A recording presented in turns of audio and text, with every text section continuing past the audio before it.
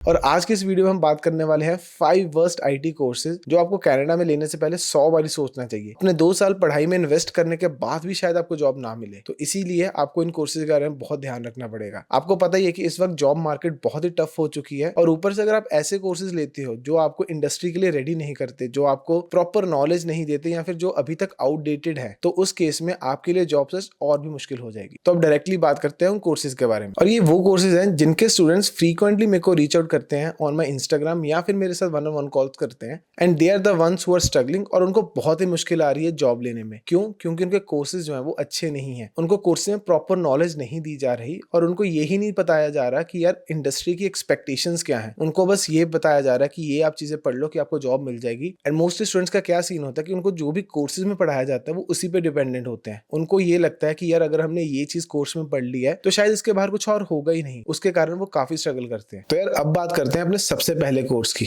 और ये है आईटी प्रोजेक्ट मैनेजमेंट। अब आप लोग सोचोगे यार आईटी प्रोजेक्ट मैनेजमेंट तो एक बहुत ही अच्छा कोर्स होगा, राइट? क्योंकि प्रोजेक्ट मैनेजर की जो पोजीशन होती है, जो प्रोफाइल होती है, वो एक सॉफ्टवेयर डेवलपमेंट लाइफ साइकिल में बहुत ही क्रूशियल होती है, क्योंकि उनको काफी चीजें मैनेज करनी होती है, and he is the one who make sure कि जब चीजों को डिलीवर करना है कि सब चीजें टाइमली डिलीवर हो रही है। बट इन रियलिटी स्टूडेंट जो भी ये प्रोग्राम करते हैं they are struggling a lot. सबसे पहले हम बात करते हैं कि व्हाई स्टूडेंट्स आर स्ट्रगलिंग। आप ये सोचिए, इंडिया में जब बैचलर्स डिग्री स्टूडेंट्स अपनी खत्म करते हैं, चाहे वो आईटी कोर्स से हो चाहे वो नॉन आईटी कोर्स से हो, कुछ स्टूडेंट्स ऐसे होते हैं, या फिर जो मोस्ट ऑफ स्टूडेंट्स होते हैं, वो इंडस्ट्री एक्सपीरियंस बिल्कुल नहीं लेते और वो डायरेक्टली फर्दर एजुकेशन के लिए कनाडा आने का प्लान करते हैं। और काफी सारे स्टूडेंट्स ऐसे होते हैं जो आईटी में होते हैं, उनको ये लगता है कि यार मेरे को कोडिंग नहीं करनी, और फिर वो बहुत सारे कॉलेजेस में देखते हैं, और one of the most common course जो उनको मिलता है वो होता है आईटी प्रोजेक्ट मैनेजर का। फिर वो ये एज्यूम करते हैं कि यार मेरे को अगर मैं इस कोर्स में गया तो मेरे को कोडिंग बिल्कुल नहीं करनी पड़ेगी, और आईटी प्रोजेक्ट मैनेजर की तो रिक्वायरमेंट होती ही है हर कंपनी में, तो शायद मेरे को इजीली जॉब मिल जाए। और यहीं पे वो मिसकैलकुलेट कर देते हैं, क्योंकि आप खुद सोचिए यार, आपने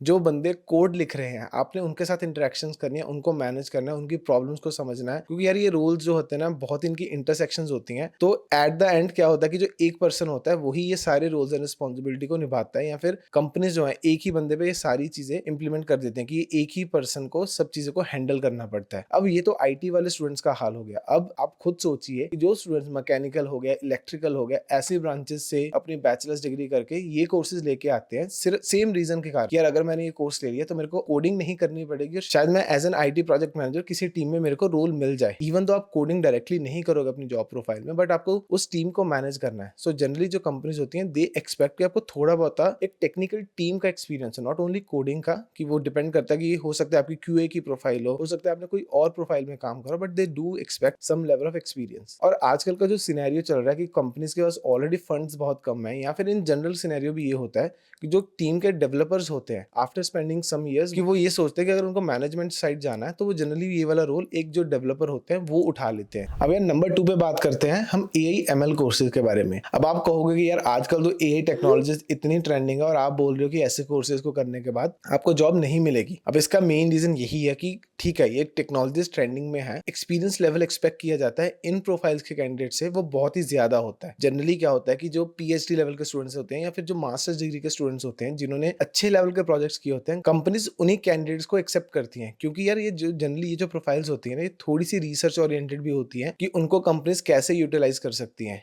या फिर अगर एआई इंजीनियर जो एप्लीकेशंस भी जो बनाते हैं, तो उनको एटलीस्ट इन डेप्थ नॉलेज होनी चाहिए कि उनके पीछे फंडामेंटल्स कैसे काम कर रहे हैं। अब बात करते हैं अगर एमएल इंजीनियर्स की या फिर एमएल कोर्सेज की, उसमें जनरली क्या होता है कि जो स्टूडेंट्स होते हैं वो बड़े ही अंडर प्रिपेयर्ड होते हैं for these types of job. अब अंडर प्रिपेयर्ड से मेरा मतलब ये है कि एक्चुअल में इंडस्ट्री को जो रिक्वायरमेंट्स है उनको वो पता ही नहीं होती, या फिर उनको वो चीज पढ़ाई नहीं जाती। स्टूडेंट्स को ये लगता है कि यार उन्होंने थोड़े बहुत मशीन लर्निंग मॉडल्स के बारे में पढ़ लिया, अब वो जुपिटर नोटबुक बनाएंगे, उसको इंपोर्ट करेंगे और बेसिक सा कोड लिख देंगे कि हमने मॉडल को ट्रेन किया, हमने ये किया। क्योंकि उनको ये लगता है कि उनके लिए मैटर क्या करता है कि वो अपने रेज्यूमेज में भी ये लिखते हैं कि मैंने इस मॉडल को यूज करके 85% 95% कुछ ऐसे एफिशिएंसी उसकी बढ़ा दी, right? But in reality it takes a lot to get these types of roles. तो मैं आपको डिस्करेज नहीं कर रहा, आप ऐसे कोर्सेज को डेफिनेटली ट्राई आउट कीजिए, क्योंकि काफी ट्रेंडिंग टेक्नोलॉजीज हैं ये। बट उसके लिए आपको ये ध्यान में रखना होगा कि आपको कोर्स के अलावा बहुत कुछ पढ़ना पड़ेगा। ऐसे बहुत सारे यूट्यूब चैनल्स हैं जो आप फॉलो कर सकते हो। मैंने अपने इंस्टाग्राम रील्स में भी काफी बारी उन चैनल्स को शेयर किया हुआ है, तो आप उन चैनल्स को फॉलो कीजिए। ट्रेंडिंग टेक्नोलॉजीज को ध्यान में रखिए कि आप आजकल क्या चीजें हो रही हैं, उनकी इम्प्लीमेंटेशंस क्या है,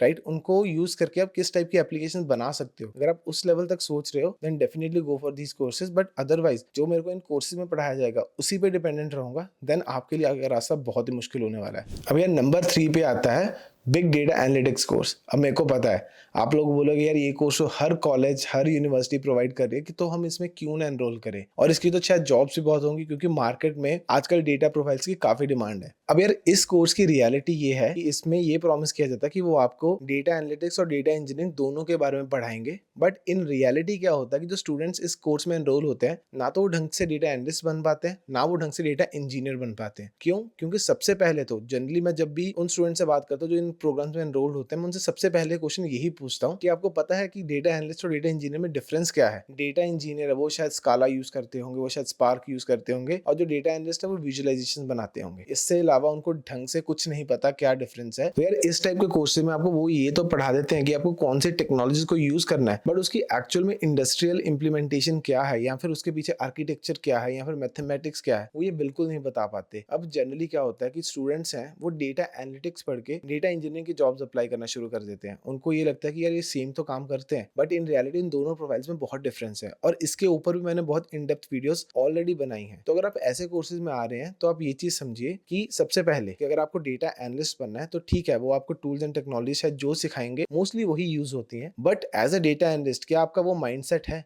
क्या आप उन टूल्स एंड टेक्नोलॉजीज को यूज करके प्रॉब्लम्स को सॉल्व कर पा रहे हो? इस कंसेप्ट के बारे में मैंने अपनी पिछली वीडियो में बात करी थी कि मेनली स्टूडेंट स्ट्रगल इसलिए नहीं करते कि उनको एक्सेल यूज करना नहीं आता या फिर पाइथन या फिर सीक्वल यूज करना नहीं आता। मेनली वो इस चीज पे स्ट्रगल करते हैं कि इन टूल्स को यूज करके प्रॉब्लम्स को कैसे सॉल्व किया जाए, क्योंकि एट द एंड जो इंडस्ट्री है वो आपको इसलिए नहीं हायर कर रही कि आपको पाइथन आता है या फिर एक्सेल आता है, वो आपको इसलिए हायर करेंगे क्योंकि आपको उन टूल्स को यूज करके उनकी प्रॉब्लम को सॉल्व करना आता है। बाकी अगर मैं बात करूँ डेटा इंजीनियर्स की, तो यार सैडली बात यह है कि जो डेटा इंजीनियर्स होते हैं उनकी प्रोफाइल में आपको थोड़ा सा एक्सपीरियंस चाहिए होता है। अब मैं ये नहीं कहता कि एज ए फ्रेशर आप डेटा इंजीनियरिंग की जॉब बिल्कुल नहीं ले सकते, बट जो कैंडिडेट्स जनरली ये वाली जॉब लेते हैं उनके पास ऑलरेडी बहुत अच्छे लेवल के प्रोजेक्ट्स होते हैं, but in reality data engineering is way more than that. तो या तो आप ऐसे कोर्सेज में ना एनरोल कीजिए, अगर आपको इस कोर्स में एनरोल करना है तो आप बहुत सारे यूट्यूब चैनल्स हैं, यूडेमी से आप बहुत सारे सस्ते कोर्सेज कर सकते हो जिसमें आपको इन डेप्थ नॉलेज मिल जाएगी एक्चुअल में डेटा इंजीनियर्स करते क्या है। फिर आपको अच्छे लेवल के प्रोजेक्ट्स बनाने पड़ेंगे, then there are some chances कि आपको जॉब मिलेगी। बट अगर आपको फिर भी थोड़े स्ट्रगल कर रहे हो तो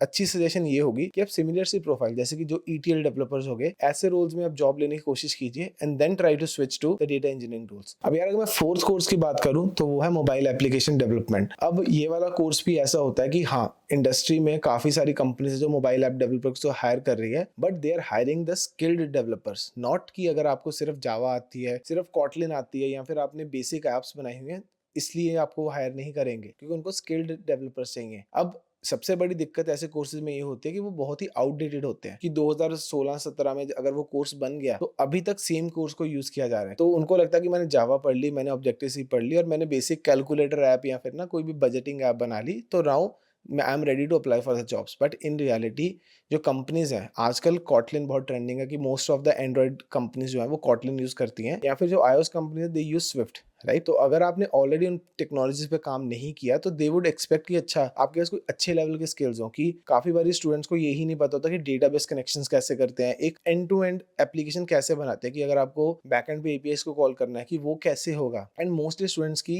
कोई भी ऐप प्ले स्टोर या फिर ऐप स्टोर पे पब्लिश ही नहीं होती, फिर वो एक्सपेक्ट करते हैं कि उनको बेसिक जावा या फिर ऑब्जेक्टिव सी में बनी हुई एप्स ये सब से उनको जॉब मिल जाए। तो आपको इन सब का भी ध्यान रखना पड़ेगा कि अगर आप ऐसे कोर्सेज में आते हो तो आपको खुद से बहुत एफर्ट्स करने पड़ेंगे, not only in researching but creating such application जो आप लाइव कर सको और इंटरव्यू में दिखा पाओ कि यार ये आपने एप्लीकेशन बनाई है और आप आगे भी कंपनी की हेल्प कर सकते हो वैसी एप्लीकेशन बनाने में, राइट। तो आपको इस चीज का बहुत ही अच्छे से ध्यान रखना पड़ेगा। अब यार फिफ्थ और लास्ट कोर्सेज आते हैं UI UX डेवलपर्स के। सबसे पहले तो आपको ये बात समझनी होगी जो UI UX के कैंडिडेट्स होते हैं they are not the front end engineers, ठीक है। अब स्टूडेंट्स क्या करते हैं कि वो UI UX के कोर्सेज में एनरोल करके उनको कोई एक्सपीरियंस नहीं होता, वो फिग्मा फोटोशॉप जैसे टूल्स को सीख के वो ये कहते हैं कि मैं HTML एक्सपर्ट हूँ, मैं CSS एक्सपर्ट हूँ, राइट। तो आपको सबसे पहले इन सभी प्रोफाइल्स में आपको डिफरेंस समझना पड़ेगा कि UI प्रोफाइल क्या है, यूएक्स डिजाइनर का क्या रोल होता है, and then front end engineers क्या होते हैं। वो समझने के बाद अगर आपने यूआई यूएक्स का कोर्स ले लिया है, उसमें आपको ये समझना पड़ेगा कि आपको कौन से टूल्स को यूज करना है, एंड वही इनफ नहीं है, उसके अलावा आपको इन डेप्थ अच्छे डिजाइन बनाने पड़ेंगे। और अगर आपका खुद का ही पोर्टफोलियो नहीं बना हुआ, आप किसी को कैसे बताओ कि आप एक अच्छे यूआई यूएक्स डेवलपर हो। अब मैं अगर आपको एक एग्जांपल दूं, कुछ टाइम पहले मैं एक पर्सनल प्रोजेक्ट पे काम कर रहा था और मेरे को यूआई यूएक्स डिजाइनर की जरूरत थी, तो मैंने इंस्टाग्राम पे स्टोरी डाली और मेरे को बहुत सारी एप्लीकेशंस आई। मैं जब वो एप्लीकेशंस रिव्यू कर रहा था, तो पहली बात तो काफी स्टूडेंट्स के या फिर काफी जो प्रोफेशनल्स ने काम किया था, उनके अपने पोर्टफोलियोज ही नहीं थे। अगर किसी का पोर्टफोलियो था तो यार वो बहुत ही बेसिक लेवल के थे। अब आप खुद सोचिए, इंडस्ट्री में अगर आप कोई भी ऐप यूज कर रहे हो, अगर उसका यूआई बहुत ही गंदा डिजाइन हुआ है, तो आप क्या कभी भी उस ऐप को यूज करोगे? कभी भी उस वेबसाइट पे जाओगे? क्योंकि आप किसी भी वेबसाइट पे, किसी भी ऐप पे जब आप फर्स्ट टाइम लॉग इन करते हो या फिर इंस्टॉल करते हो, तो सबसे पहली चीज आप क्या देखते हो कि ऐप दिखती कैसी है। अगर वो ऐप बहुत अच्छी दिखती होगी तो देयर आर सम चांसेस कि आप उस ऐप को यूज करोगे। और अगर वो ऐप पेड है, राइट, उसके फीचर्स क्या है वो आप बाद में देखोगे। अगर वो दिखने में ही नहीं अच्छी, तो मोस्ट प्रोबेबली हम लोग उस वेबसाइट को बंद कर देंगे और उस ऐप को यूज भी नहीं करेंगे।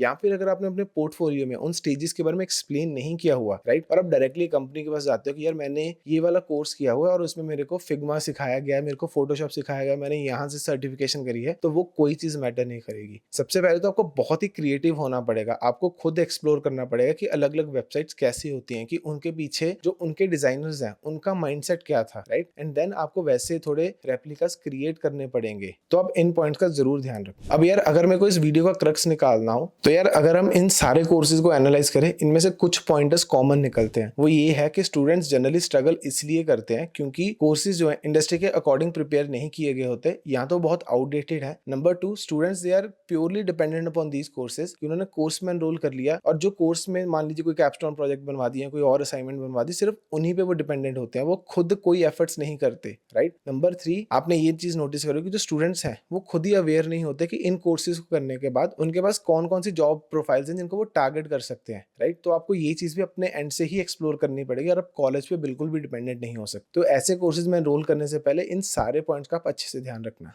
तो यार अगर आप इनमें से किसी भी कोर्स में आ रहे हो, तो नीचे मेरे को कमेंट सेक्शन में जरूर बताना कि आप कौन सी प्रोफाइल्स को टारगेट कर रहे हो और आप कौन सी प्रोफाइल्स के बारे में और जानना चाहोगे, ताकि मैं वीडियोस बना पाऊँ उसके ऊपर। बाकी जाने से पहले चैनल को जरूर सब्सक्राइब करना और वीडियो को लाइक करना मत भूलना। हम मिलते हैं अगली वीडियो में।